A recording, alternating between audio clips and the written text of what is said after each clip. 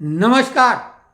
कांग्रेसी एक सवाल पूछते हैं अक्सर कि कांग्रेस के तो दो प्रधानमंत्री शहीद हुए, भाजपा का तो कुत्ता भी शहीद नहीं हुआ और आज़ादी की लड़ाई इन्होंने कि नहीं लड़ी। अरे भैया, कांग्रेसियों ने भी तो एक कहा कि वो चरखा चला के आज़ादी प्राप्त कर ली, लेकिन ये जो तमाम लोगों ने बलिदान दिया वो क्या, उनमें कोई कांग्रेसी था? किस कांग्रेसी ने गोली खाई? किस कांग्रेसी को फांसी हुई? एक एक्सेप्शनल, एक अपवाद, लाला लाजपत राय, जिनकी लाठियों से पीटे जाने के कारण मृत्यु हुई थी। वो इसलिए क्योंकि वो आज़ादी की लड़ाई सही में लड़ने लगे थे, जबकि कांग्रेस तो अंग्रेजों की पिट्ठू रही है, इसलिए उनको निपटवा दिया गया।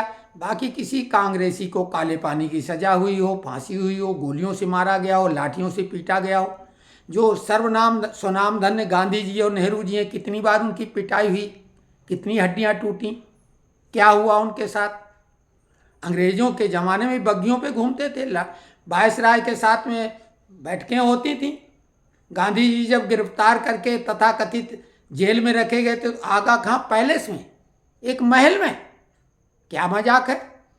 और जो काले पानी में जिनके साथ जानवरों से गया गुजरा सलूक किया गया, जिनसे कोल्हू चलवाया गया, बैल की तरह तेल पिरवाया गया, वो माफ़ी भी नहीं साहब। खैर वो छोड़िए, अब बात उन दो शहीदों की करते हैं।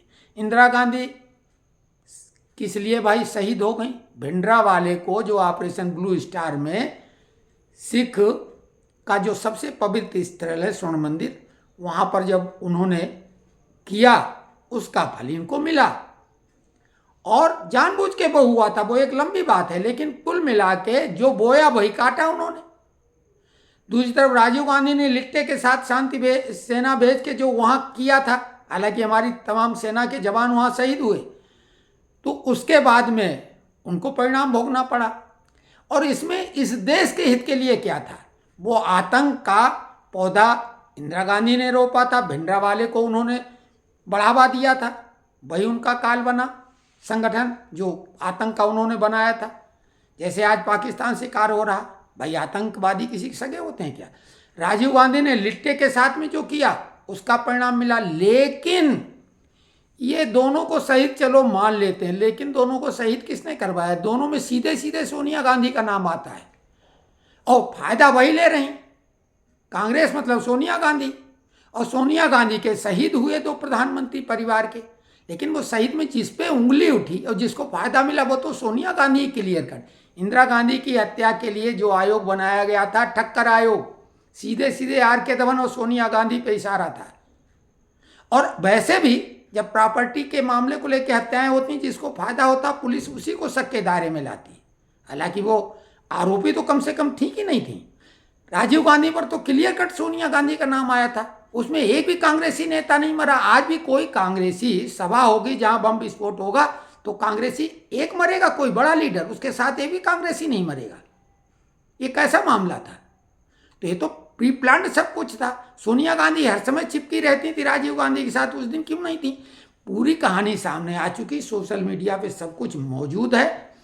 तो दोनों को अगर शहीद भी कहा जाए तो हत्यारा कौन है, मास्टरमाइंड कौन है? अब चलिए छोड़िए, यहीं पे बात को कामा लगा देते हैं।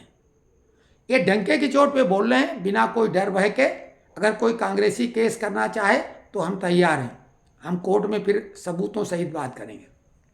दूसरी बात, भाजपा का कुत्ता भी शहीद नहीं हुआ ऐसा कांग्रेसी कहते हैं। भाजपा के पहले श्यामा प्रसाद मुखर्जी, सीधे सीधे जवाहरलाल नेहरू ने उनकी हत्या करवाई।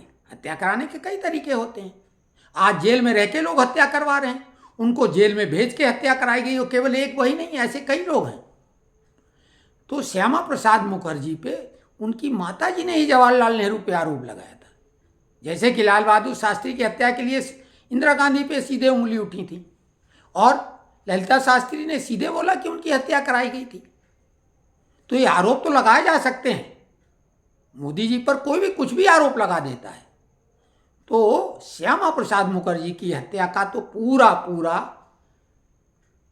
नेहरू पर था आरोप, और उनके इशारे पे उनकी हत्या, उनको रास्ते से हटाया गया। और उनका मिशन था कश्मीर, उनको मालूम था जान खतरे में। इसको कहते हैं बलिदान, इसको कहते हैं शहादत और शहीदी। पहले जो भाजपा के संस्थापकों में से थे, यानी उस समय भारतीय जनसंघ, शहादत। दूसरे नंबर पर उसके बाद जो सबसे बड़े नेता थे, दीनदयाल उपाध्याय। मुगल सराय स्टेशन का नाम मालूम क्या हो चुका है? भाई दीनदयाल उपाध्याय के नाम पर स्टेशन का नाम हो गया, क्योंकि वहीं उनकी हत्या करवाई गई थी। किसने करवाई, किसको फायदा था? ये बात कोई नहीं जान रहा है क्या? तो दीनदयाल उपाध्याय की भी हत्या कांग्रेस ने करवाई। तो वो भी चूंकि अंत्योदय जैसी योजना जो आज अमली जामा में लाई जा रही है मोदी जी के द्वारा, समाज के अंतिम व्यक्ति का भी विकास, तो वो दीनदयाल उपाध्याय जी थे। तो श्यामा प्रसाद मुखर्जी का भी सपना साकार कर दिया मोदी जी ने। दीनदयाल उपाध्याय जी का भी जो सपना था अंत्योदय का, वो साकार कर दिया। और ये दोनों पहले भारतीय जनसंघ, जो भारतीय जनता पार्टी की मदर ऑर्गेनाइजेशन थी। कांग्रेस भी ये वो वाली कांग्रेस नहीं है। कांग्रेस बीच में कितने बार इसके रूप परिवर्तित हुए, लेकिन ये अपने को वही वाली मान रहे हैं। तो भाजपा भी ये भारतीय जनसंघ वाली ही है। तो इनका दीपक प्रज्वलित है, अब पूरा धधक रहा है। अब रही बात, आप अब डिसीजन खुद लो कि कौन शहीद। इंदिरा गांधी क्या शहीद हैं? इंदिरा गांधी की हत्या हुई, जिसकी भी हत्या होगी क्या वो शहीद होता है? हाँ, इनके लिए शहाबुद्दीन, अतीक अहमद, मुख्तार अंसारी ये शहीद हैं भैया। इनके नाम पे वोट मांगे जा रहे हैं इंडी गठबंधन के द्वारा। लेकिन बलिदान दिया श्यामा प्रसाद मुखर्जी ने, एक देश, एक संविधान, एक निशान के लिए। और दीनदयाल उपाध्याय जो दबे कुचले लोगों को अंत्योदय, जिसकी बात कम्युनिस्ट सर्वहारा के नाम पे करते हैं, हैव्स और हैव्स नॉट की, लेकिन किया क्या उन्होंने इसके लिए? उसके लिए माओवादी और नक्सलाइट आंदोलन करके ये आतंकवादी संगठन खड़े कर दिए। कांग्रेस का पूरा उसमें सहयोग रहा। लेकिन हम आपको बता रहे हैं कि देखिए, आज़ाद भारत में उसके पहले जो दिए तो पार्टियों के नाम पे नहीं, बहुत जो क्रांतिकारी विचारधारा है वो भाजपा ही उसका सपोर्ट कर रही है। ये तो उनको आतंकवादी कहते थे। तो दो अध्यक्ष, इनके दोनों उस समय प्रधानमंत्री भी थे, अध्यक्ष भी थे, और भाजपा के भी ये पदेन अध्यक्ष थे।